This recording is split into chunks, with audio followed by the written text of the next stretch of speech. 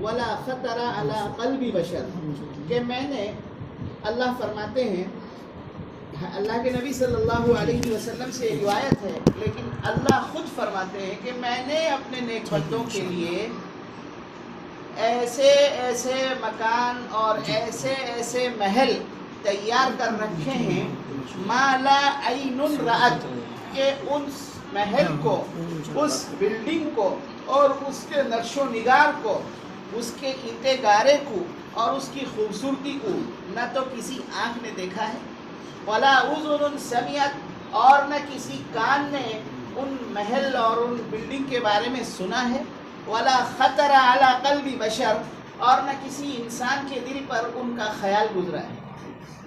یہ وہ جنت ہے، اور جنت میں 4 طرح کی نہریں ہیں۔ قرآن کریم میں اللہ رب العزت ارشاد فرماتے ہیں فیہا انہار من ماء غیر آسن، سب سے پہلے پانی کی ایسی نہر ہے جو کبھی بدبودار نہیں ہوگا۔ ہم پانی یہاں پر آج رکھ دیں، کل تک اس کا استعمال نہ کریں، اس میں بدبو آ جاتی ہے، لیکن جنت میں جو پانی کی نہر ہے وہ اس میں بدبو نہیں آئے گی، وہ بدبودار نہیں ہوگی۔ اس کے بعد فرمایا اس کے بعد کیا ہے؟ فیہا انہار من ماء غیر آسن وانہار من لبن لم یتغیر طعمہ، کہ دودھ کی ایسی نہریں ہیں جن کا مزہ بدلے گا نہیں۔ دودھ رکھ دیں ہم، گرمی کا موسم ہے، گوڑ لا کر دودھ دیا، اس کو ہم تھوڑی دیر کے لیے باہر رکھ دیں، وہ پھٹ جائے گا، اس کا صحیح استعمال نہ کریں وہ بدل جائے گا، اپنی ماہیت اور اپنی حقیقت کو بدل دے گا۔ لیکن جنت میں جو دودھ کی نہریں ہیں وہ ایسی ہیں کہ ان کا مزہ کبھی خراب نہیں ہوگا، لن یتغیر طعمہ۔ وانہار من خمر لذۃ للشاربین، یہاں پر ہم یہ پی لیتے ہیں، سمجھ میں آ رہی ہے بات؟ یہ جو میں اشارہ کر رہا ہوں یہ پی لیتے ہیں، مطلب میں نہیں کہہ رہا ہوں کہ ہم لوگ پی لیتے ہیں، اللہ تعالیٰ اس سے ہماری، جب تک ہماری جان میں جان ہے، حفاظت فرمائے، ہماری نسلوں کی حفاظت فرمائے، ہمارے نوجوانوں کی، ہمارے بزرگوں کی حفاظت فرمائے، تو ہم اس کو پی لیتے ہیں۔ لیکن اللہ رب العزت نے جو شراب کی نہر وہاں تیار کر رکھی ہے، فرماتے ہیں اللہ وَأَنْهَارٌ، کیا ہے وہ؟ من خمر لذۃ للشاربین، شراب کی نہر نہیں ہے، نہریں ہیں، ایسی نہریں ہیں جو پینے والوں کے لیے بہت لذیذ ہیں، یعنی پی کر اس کو مزہ آ جائے گا۔ یہاں تو پی کر عقل ٹھکانے نہیں رہتی ہے، وہ عام املی کو نہیں پہچانتا ہے، وہ نالے اور ندی کو نہیں پہچانتا ہے، اس کو جہاں ڈال دو وہ پڑ جائے گا۔ لیکن وہاں پر جو شراب کی نہر ہے اس کو جب پی لے گا پینے والا، اس کی لذت وہ پینے کے بعد ہی محسوس کرے گا۔ لذۃ للشاربین قرآن خود کہہ رہا ہے۔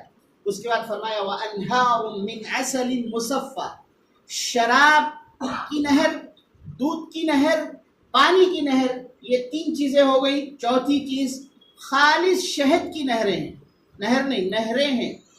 قرآن جمع کا صیغہ استعمال کر رہا ہے، پلورل استعمال کر رہا ہے، اس لیے کہ قرآن بتانا چاہتا ہے کہ یہ ختم ہونے والی چیز نہیں ہے، یہ دار الخلود ہے، جیسے یہاں رہنا ہمیشہ ہمیشہ، یہاں کا کھانا پینا بھی ہمیشہ ہمیشہ۔ جب کھائیں گے پیئیں گے تو وہاں پر ٹوائلٹ کی ہوگا، اس کی ضرورت پڑے گی، تو پھر ٹوائلٹ جب ہوگا جنت میں بدبو آئی، جنت میں ٹوائلٹ نہیں ہے، جنت میں ٹوائلٹ نہیں ہے۔ جنت میں جب ہم کھائیں گے پیئیں گے، چڑیا اڑ رہی ہوگی، اشارہ ہم سوچیں گے کاش یہ چڑیا میں کھاتا، فوراً تیار ہو کر پلیٹ میں، تشتری میں وہ بھنا ہوا گوشت یا قورمہ یا چاپ کی شکل میں وہ تشتری میں آ جائے گا۔ آپ سب ماشاءاللہ مزہ لے رہے ہیں بیٹھ کے، تو وہ فوراً آ جائے گا، اور جب آپ کھا پی لیں گے پھر وہ ویسے ہی اپنی شکل میں اڑ جائے گا۔ ذرا غور کریں، اپنی زندگی پر غور کریں، قرآن کو پڑھیں، اس کو سمجھیں۔ یہ آج گھر بھوجن آج نہیں ہے، یہ زندگی جب تک ہے ہمیشہ گھر بھوجن ہم کو کرنا ہے، 2 وقت کی روٹی کھائیں، لیکن ہمیشہ اللہ کو یاد رکھیں۔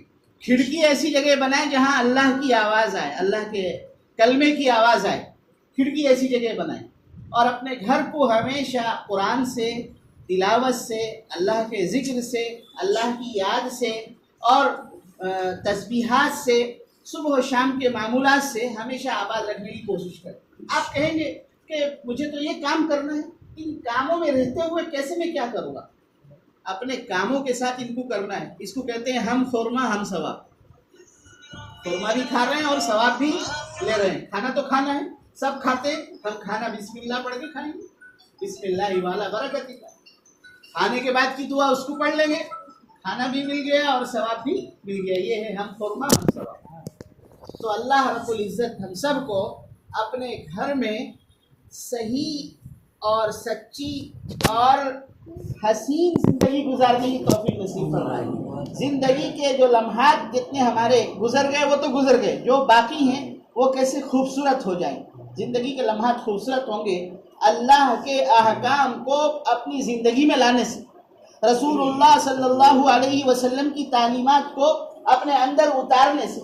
اپنے گھر میں اپنے بچوں کو ایسی تعلیم و تربیت دیں کہ وہ بچے ہماری آنکھ بند ہو جائے لیکن وہ اللہ کے باغی نہ بنے، اللہ کے نافرمان نہ بنے، خدائے وحدہ لا شریک لہ کی عبادت کریں، اس کے سوا کسی کو مشکل کشا اور حاجت روا نہ سمجھیں، اس کے سوا اور کسی کو ضرورت پوری کرنے والا نہ سمجھیں، اور جو کچھ بھی اس دنیا میں نفع نقصان ہو رہا ہے وہ یہ سمجھیں کہ سارا کا سارا اسی کی طرف سے ہو رہا ہے.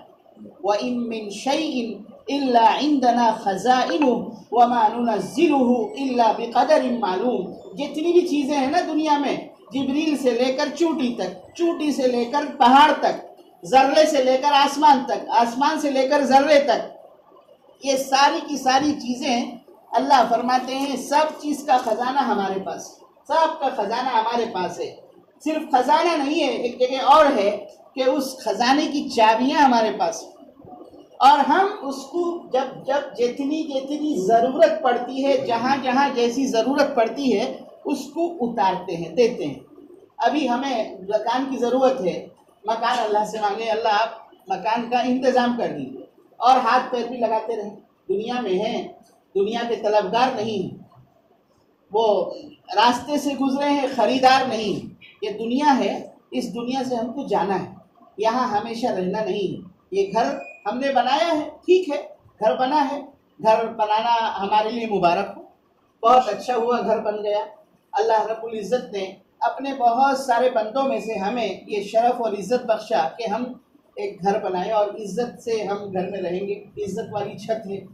تو اس گھر میں کوشش یہ کریں کوئی ایسا کام نہ ہو جس سے اللہ ناراض ہو جائے، اور اس کی کوشش کریں کہ ہر ایسا کام کریں جس سے اللہ کی خوشنودی ہمیں مل جائے.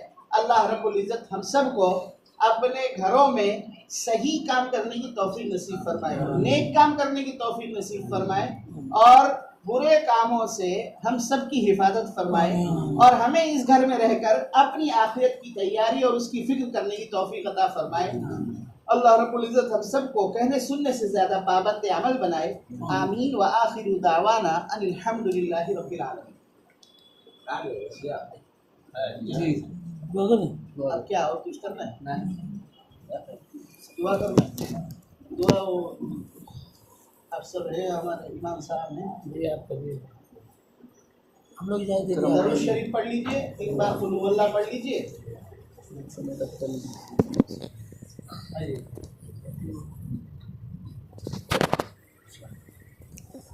اللہ